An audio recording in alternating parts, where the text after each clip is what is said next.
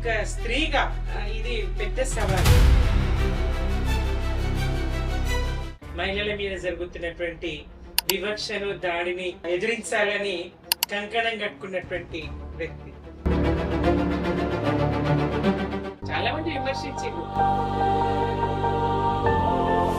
TSPSC board member గా ఉన్నారు మాజీ.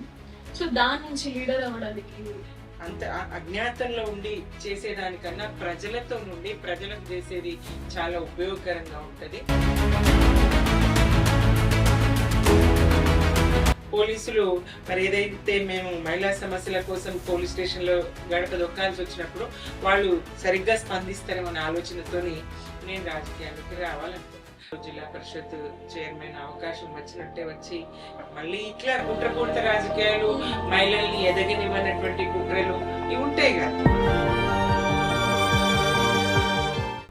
జనరల్ గా లేడీస్ ని రాజకీయంలో ముందుకు రానివ్వరక్క. అంటే అట్లా మీరు బాధపడ్డ సందర్భం ఏదైనా ఉందా?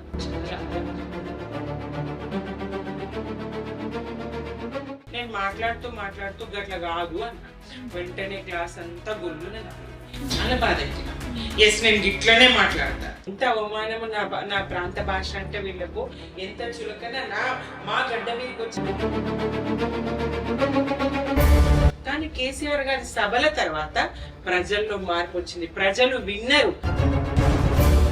భయపడకుండా రేవంత్ రెడ్డి గారిని కానీ ఇంకా కొంతమందిని మీరు డైరెక్ట్ గా అనేస్తారు. మీకు ఎక్కడన్నా భయం వేస్తుందా? భయపడే ప్రశ్నే లేదు. తెలంగాణ బిడ్డగా తెలంగాణ కన్యాయం జరిగితే ప్రశ్నిస్తారు, ఎవరినైనా ప్రశ్నిస్తారు. అది కేసీఆర్ అంటే ఇప్పుడు ఈ శుద్ర పూజలు, మంత్రాలు, తంత్రాలు ఇవన్నీ నమ్ముతారా మీరు? నేనే కాదు, ప్రజలు కూడా నమ్మరు. నమ్మొద్దని ఒకప్పుడు జన విజ్ఞాన వేదికలో చేరి ప్రచారం చేసింది. ఏ దైవం ఎముడాల రాజన్న మన వేల్పురోరన్న, మా వేల్పు మా వీళ్ళ వేల్పు ఎముడాల రాజన్న. అట్లానే నేను పూజలు, పునస్కారాలు, వ్రతలు, ఒక్క పొద్దులు ఇవేవి లేవు. అండ్ వాళ్ళు చాలా మంది అడిగే క్వశ్చన్స్, మేడం అందరు ఇంటర్వ్యూలు చేస్తున్నారు, మరి ఏ లీడర్ దగ్గర కూడా, ఏ ఎమ్మెల్యే దగ్గర కూడా మా కార్యకర్తల గురించి మాట్లాడట్లేదు అనేది ఒక వర్డ్ వచ్చింది. ఇక బీఆర్ఎస్ లోకి వస్తే మాత్రం కార్యకర్త కేంద్రంగా పార్టీ కార్యకర్తలే ఎదిగితే నాయకులు.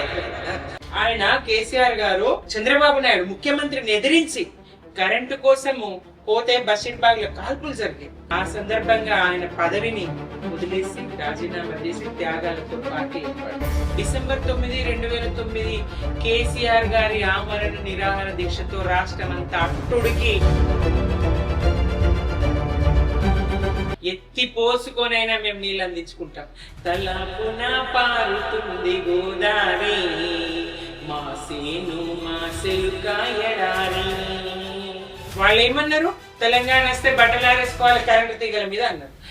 చూడండి, మేము బట్టలు మీరు ఆరేసుకోవాలి, మేము 24 గంటలు కరెంట్ ఇచ్చి చూపిస్తామని 24 గంటలు కరెంట్ ఇచ్చి చూపించి కాంగ్రెస్ గరీబీ హటావో ఇక్కడ హటావో, తెలంగాణలో గరీబీని పెంచి పోషించింది కాంగ్రెస్. ఇంత గొప్పగా కేసీఆర్ సార్ పాలన చేసినప్పుడు అంటే ప్రజలు మరి ఏ ఆలోచనలో ఉండి కాంగ్రెస్ ని గెలిపించారక్క? మేనిఫెస్టోలో 420 హామీలు పెట్టి అబద్ధాలు చెప్పి, కానీ ఒక పేదవాడు ఇటుగా పేర్చుకొని వాళ్ళ కష్టం నేల మీద చిన్ని వాడు ఇల్లు కట్టుకున్న ఇల్లుని కూలగొట్టేసినప్పుడు మరి ఏ పార్టీలు ఎందుకు ప్రశ్నించలేదక్క?